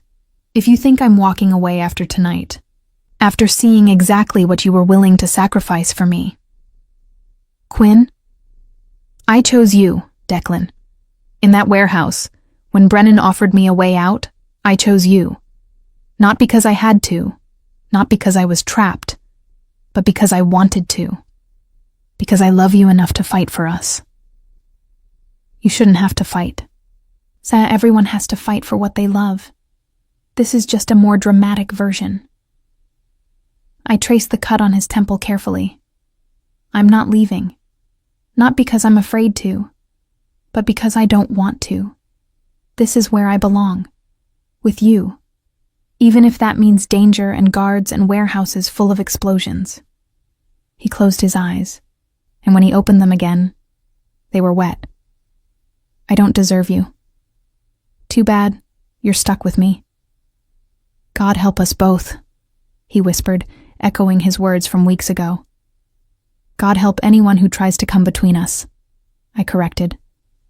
And then I kissed him, gentle and fierce, a promise and a claiming all at once. We'd survived the trap. But I knew, with certainty that terrified and exhilarated me in equal measure, that this was just the beginning. Recovery took longer than either of us wanted. Declan chafed under doctor's orders to rest, constantly trying to work from bed until Morgan threatened to confiscate his laptop. I divided my time between the estate and the shop, where Brooklyn had finally stopped giving me concerned looks every 5 minutes. "He could have gotten you killed," she said one afternoon, 3 weeks after the warehouse. We were creating arrangements for a spring wedding, our hands moving automatically through familiar motions. He could have, but he didn't, only because Kieran's response team is apparently special forces level. "I'm not disagreeing with you." She set down her pruning shears with a sharp click. "Then what are you disagreeing with? Because you're still with him, still spending every night at that estate, still surrounded by armed guards. I'm disagreeing with the idea that my life with Declan is worse than my life without him." "How can you say that? Before him you were safe, happy, building a good life." "I was lonely," I corrected quietly. "I was going through the motions. I was safe, yes, but I wasn't alive. Not really." Brooklyn's expression softened with understanding and sorrow. "He's changed you. I've changed myself. He just gave me a reason to." She pulled me into a hug, sudden and fierce. I'm still terrified for you. That won't change, but I'm trying to understand. That's all I ask. That evening at the estate, I found Declan in his study, ignoring doctor's orders as usual. He'd been on edge all week, barely sleeping, constantly in meetings with Kieran and his brothers. The Brennan situation remained unresolved, with Sean Brennan having disappeared after the warehouse confrontation. You should be resting, I said from the doorway. I'll rest when Brennan is dealt with. And how exactly do you plan to deal with him? He looked up from his laptop, his expression carefully blank. Quinn, don't do that. Don't shut me out now. I crossed to his desk. I've earned the right to know what happens next. A muscle ticked in his jaw. There are things about my business you're better off not knowing. Like when you're planning to murder someone? I wouldn't call it murder. Justice, maybe. Necessary elimination of a threat. Semantics. The point is, you're planning something violent, and you don't want me involved. I don't want you complicit. I'm already complicit. I perched on the edge of his desk. I'm with you. I chose this life. That means I don't get to pretend the ugly parts don't exist just because they're happening off-screen. Declan stood, moving to the window, his shoulders tense. Brennan has to be dealt with. He tried to kill us. More importantly, he made his intentions clear. As long as he's alive, you're a target. My family is a target. So you kill him, and someone else takes his place. His son, his brother, whoever, and the cycle continues. What would you have me do? He turned, frustration evident in every line of his body. Let him try again? Wait for the next warehouse? The next trap? I don't know, I admitted. I'm not saying there's an easy answer. I'm just saying I want to be part of the conversation instead of protected from it. He studied me for a long moment, something shifting in his expression. You're right. You deserve to know what happens next. But Quinn, once you know, you can't unknow it. You'll be party to plans that could get you arrested if they're discovered. I understand. Do you? He moved closer. Because this isn't romantic danger. This is real. Federal crimes. Prison time if things go wrong. Then let's make sure things don't go wrong. A ghost of a smile touched his lips. Listen to you. 3 months ago, you were arranging flowers and avoiding my gaze. Now you're planning criminal enterprises. You're a bad influence. The worst. He pulled me close, careful of his still healing ribs. The plan is simple. Brennan will come out of hiding eventually. He can't run his organization remotely forever. When he does, we'll be ready. And by be ready, you mean? Kieran is tracking his movements. We have people inside his organization feeding us information. The second he shows his face in Boston, we move. Move how? He hesitated, then made a decision. We take him and anyone loyal to him off the board, permanently. Then we absorb what's left of his territory, offer protection to those who want it, eliminate those who don't. Within 6 months, the Brennan organization will cease to exist. The casual way he described destruction, absorption, elimination, sent a chill through me. This was the reality of Declan's world. Not romance or protection or dangerous flirtation, but cold strategic violence. And what's my role in all this?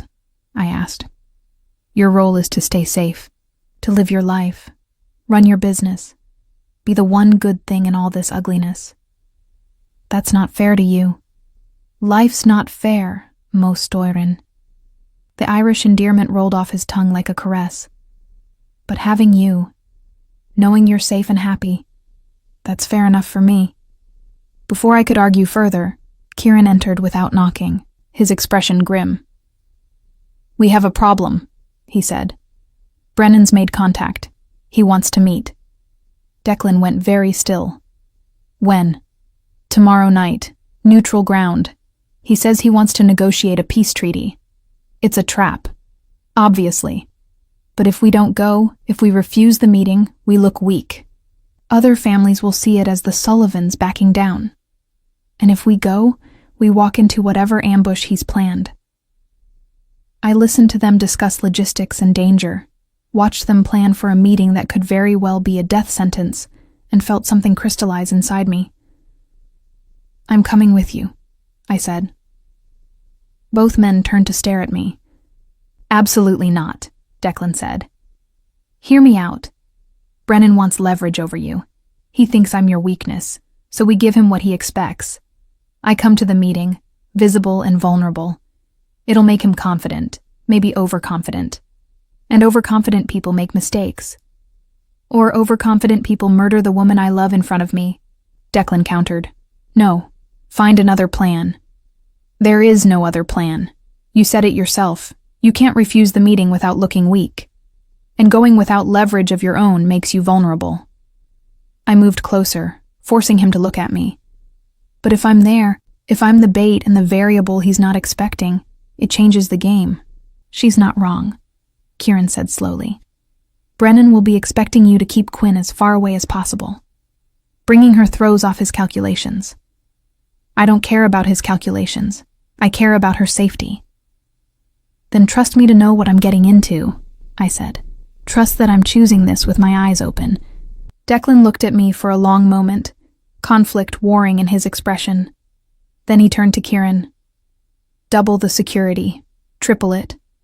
I want men positioned at every possible exit. Snipers on every rooftop. If anything goes wrong, if I even think Quinn is in danger, we burn it all down." "Understood." After Kieran left, Declan pulled me into his arms, holding me like he was afraid I'd disappear. "I hate this," he murmured against my hair. "I hate that you're putting yourself in danger for me." "That's what partners do. They protect each other." "You're supposed to let me protect you." "And I do. But protection goes both ways, Declan. I protect you too. Maybe not with guns or strategic planning, but in other ways. By being someone worth fighting for. By reminding you why all this matters." He pulled back to look at me, his eyes bright with emotion. "You think that's a small thing? You think being someone worth fighting for isn't the most important protection of all? I think we protect each other in the ways we can. And tomorrow night the way I can protect you is by being brave enough to walk into danger at your side. You're terrifying, you know that?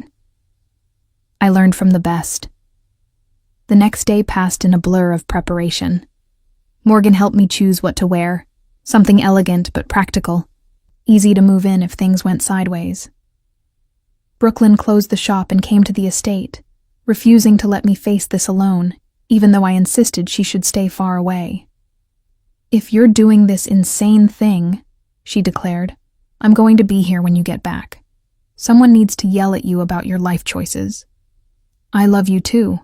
"I know. Just promise me you'll be careful." "I promise." The meeting was set for 8 at a restaurant Brennan owned, neutral ground in theory but his territory in practice. Kieran had already positioned his men throughout the building and surrounding area, a chess game of violence waiting to happen. Declan was quiet as we drove, his hand clasped tightly with mine. "It's not too late," he said for the 10th time. "Say the word and I'll turn this car around. We'll find another way." "No, we do this together." The restaurant was upscale, the kind of place where power players made deals over expensive wine. We were led to a private room in the back, where Brennan waited with 4 of his men. "Sullivan," he greeted with a smile that didn't reach his eyes. "And Miss Hayes. How unexpected. I thought you'd keep her locked away after our last encounter." "She insisted on coming," Declan replied, his tone neutral. Something about not being afraid of cowards who run from fights. Brennan's smile tightened. Brave words from a man who nearly lost everything in that warehouse. And yet, here we both are. Alive. Talking. Maybe it's time we found a better way to resolve our differences. That's what I'm proposing. A peace treaty. You stay out of my territory, I stay out of yours. We divide the city and both profit without the constant warfare. It sounded reasonable, which meant it was probably a lie. "And if I agree?" Declan asked. "Then we have drinks, toast to our new arrangement, and go our separate ways. No more violence, no more vendetta. Clean slate." "And if I refuse?" Brennan's expression hardened. "Then things get messy. For both of us." I watched the exchange, reading body language and micro-expressions the way I'd learned to read Brooklyn's moods. Brennan was lying. Everything about his posture screamed deception. He had no intention of letting us leave this restaurant alive. The question was, how would he try to kill us? "I'll need some time to consider your offer," Declan said, playing along. "It's a significant decision." "Of course. Shall we have that drink while you consider?" Brennan gestured to a server who appeared with wine. My stomach clenched. This was it. The poisoned drink trope was so obvious it almost seemed like a joke. But sometimes obvious was effective. The server poured, and I watched carefully. Same bottle for all glasses, poured in plain view. If it was poisoned, it was already in the wine, which meant everyone would drink it. Unless there was an antidote Brennan had already taken. "To peace," Brennan said, raising his glass. I met Declan's eyes, saw my own suspicion reflected there. He gave the slightest shake of his head, a warning not to drink. "To peace," I agreed, raising my glass but not sipping. Brennan noticed. Of course he noticed. "Is something wrong, Miss Hayes? You haven't touched your wine." "I'm pregnant," I blurted, the lie coming easily. "Can't drink." The room went silent. Declan's expression remained carefully neutral, but I saw surprise flicker in his eyes before he controlled it. "Pregnant," Brennan repeated, his gaze moving between us. "How fortunate. Sullivan is going to be a father." "If that's true," Declan said carefully, "then we have even more reason to find a peaceful solution. I have more to protect now." "Indeed." Brennan's smile was predatory. "In that case, a toast seems even more appropriate. Sullivan, surely you'll drink to your future child?" This was the trap. If Declan refused to drink, Brennan would know we suspected poison. If he drank, he'd die. So I made a choice. I took Declan's glass from his hand and threw the wine directly in Brennan's face. Chaos erupted. Brennan's men reached for weapons. Declan shoved me behind him, and the door burst open as Kieran's team stormed in. Gunfire. Shouting. The same nightmare as the warehouse, but in closer quarters. More desperate. I hit the floor as Declan had taught me, covering my head, trying to make myself as small a target as possible. Through the confusion, I saw Brennan wiping wine from his eyes. Saw him reach for the gun at his waist. Saw him aim at Declan's unprotected back. I didn't think. Just moved, launching myself at Brennan's knees in a tackle that would have embarrassed professional football players, but worked through sheer surprise. We went down in a tangle of limbs, his gun skittering across the floor. "Quinn!" Declan's roar was primal as he turned, saw me grappling with Brennan, and moved with lethal speed. He pulled me away, thrust me toward Kieran, and then he was on Brennan. What followed was brutal and efficient.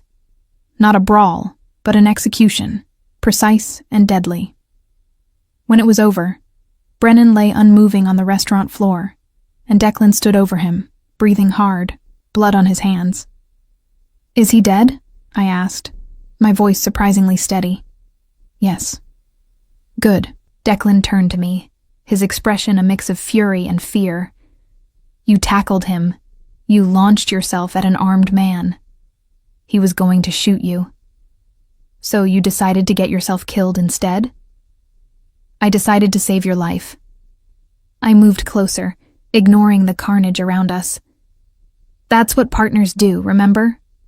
He pulled me against him, heedless of the blood, the witnesses, the danger still present in the room. "You're insane." "I learned from the best." I repeated my words from yesterday. "I love you," he said fiercely. "And you're never doing anything like that again." I love you too. And I'm absolutely doing it again if the situation calls for it. Quinn, are we really arguing about this while standing over a dead body? He laughed, slightly hysterical. God, you fit into this world better than I ever imagined. Is that a compliment? It's the truth. Kieran cleared his throat. We need to leave. Police will be here soon, and we need to control this narrative. The cleanup took hours. Statements to police who were on Sullivan payroll, strategic leaks to media about self-defense and mob violence, and finally, a quiet drive back to the estate as dawn broke over Boston. In Declan's bedroom, we shed our blood-stained clothes and stood in the shower together, washing away the evidence of violence. I'm sorry, he said quietly, his forehead resting against mine under the hot spray. I'm sorry you had to see that. Had to do that. I'm not. This is what our life will be like, right? Danger and violence and impossible choices? If you stay with me, yes, it'll always be like this. Then I'm not sorry, because I'd rather have a dangerous life with you than a safe life without you. He kissed me then, desperate and claiming. Two people who'd survived the unsurvivable and come out the other side still standing. Later, wrapped in clean sheets with early morning light filtering through the windows, Declan traced patterns on my shoulder. You're not actually pregnant, are you? He asked. That was just quick thinking. Just quick thinking. Pity. I kind of liked the idea. I rose on one elbow to look at him. You want kids? With me? In this world? Someday. When things are more stable. When I can promise them something better than what I had. He cupped my face gently. But yes, with you. A dozen little florists running around creating beauty in the middle of chaos. A dozen seems excessive. I'm an excessive person. I've noticed. I settled back against his chest, listening to his heartbeat, steady and strong. Declan, I lied earlier about not being sorry. He tensed. What do you mean? I'm sorry you had to kill him. I'm sorry that was the only way out. I'm sorry we live in a world where violence is sometimes the only answer. But I'm not sorry I'm with you. Not sorry I chose this. Not sorry for any of it, except that sometimes love has to look like blood and bullets instead of flowers and poetry. He was quiet for a long moment. Then, you're wrong, you know. About? Love can be flowers and poetry. You give me that every day just by existing. By choosing me despite everything. That's the poetry. The blood and bullets are just the unfortunate context. That's very profound for someone who just committed murder. I contain multitudes. I laughed, the sound unexpected and bright in the aftermath of darkness. Yes, you do. We slept then, finally, the kind of deep, dreamless sleep that came after surviving. When I woke, it was to find sunlight streaming through the windows, and Morgan sitting in a chair by the bed, reading a magazine. You're awake, she said cheerfully. Good, we have things to discuss. I sat up, pulling the sheet with me. Like what? Like whether you want a formal engagement party or something more intimate. Declan already asked me to start planning, but I wanted your input. Wait, what? Engagement? She looked at me in confusion. He didn't ask you yet, but he ordered a ring weeks ago. He ordered a ring. Custom designed. Diamond from our grandmother's collection. Very romantic. I looked at Declan, who was conveniently pretending to still be asleep. Declan Sullivan, are you fake sleeping right now? He opened one eye. Maybe. You ordered an engagement ring? I ordered an engagement ring, he confirmed, sitting up. Was planning a whole thing. Speech, flowers, maybe a string quartet.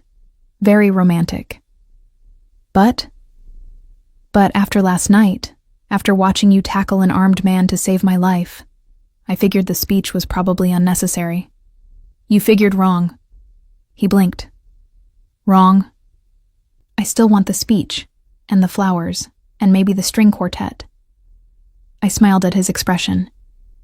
Just because I know you're going to ask doesn't mean I don't want to be properly asked. Morgan stood, grinning. I'll leave you two to discuss this. Declan, the ring is in the safe. You know the code. She paused at the door. And Quinn, welcome to the family. Officially. After she left, Declan turned to me, suddenly looking uncertain in a way I'd never seen. I had a plan, he said. Was going to wait until things settled down, until I could give you a peaceful moment. But you're right. After everything we've been through, you deserve proper. He got out of bed, naked and unself-conscious, and retrieved a small box from his safe. Then he climbed back into bed, kneeling in front of me with the box in his hands. Quinn Hayes, he began, his voice rough with emotion. For 2 years I watched you create beauty in my world. For 3 months, I've been privileged to know you, love you, learn that you're even more extraordinary than I imagined. You've saved my life, challenged my assumptions, and refused to let me hide behind walls or distance or protection. He opened the box, revealing a ring that took my breath away. A single diamond, simple and perfect, flanked by smaller stones that caught the light like captured stars. I can't promise you a safe life. I can't promise you ease or peace or any of the normal things people promise when they propose. But I can promise you honesty and loyalty, and a love that will burn until my last breath. So, Mostoirin, my little darling, will you marry me? Will you choose this dangerous, complicated life with me, knowing exactly what it means? I looked at him, this dangerous man who'd become my anchor, and felt certainty settle into my bones. Yes, I said simply. To all of it. The danger, the complications, the love. Yes. He slipped the ring onto my finger, and it fit perfectly, as if it had been waiting for me all along. Then he kissed me, gentle and fierce, a promise and a claiming and a beginning all at once. I love you, he whispered against my lips. I love you too. Even though you're a controlling, overprotective, occasionally murderous mob boss. Especially because I'm a controlling, overprotective, occasionally murderous mob boss. That too. We stayed in bed for the rest of the morning, ignoring the world outside, ignoring responsibilities and consequences, and the cleanup still happening from last night's violence. For a few stolen hours, we were just Quinn and Declan. Not florist and mob boss, not survivor and protector. Just two people who'd found each other in the most unlikely way and decided to build something real in the middle of chaos. Eventually, we'd have to face the world again. There would be questions and consequences, and the ongoing challenge of navigating a life split between flowers and blood. But for now, I lay in Declan Sullivan's arms, his ring on my finger, and knew with absolute certainty that I'd made the right choice. Love wasn't safe. It wasn't easy. It wasn't the fairy tale I'd once imagined. It was better. It was real. It was ours. Did you like the story? Then hit that like button now. Comment below what you thought. I read them all, and share it with that friend who loves a good story. Here at Emma Romance Library, there's a new story every day. Don't miss it. See you soon.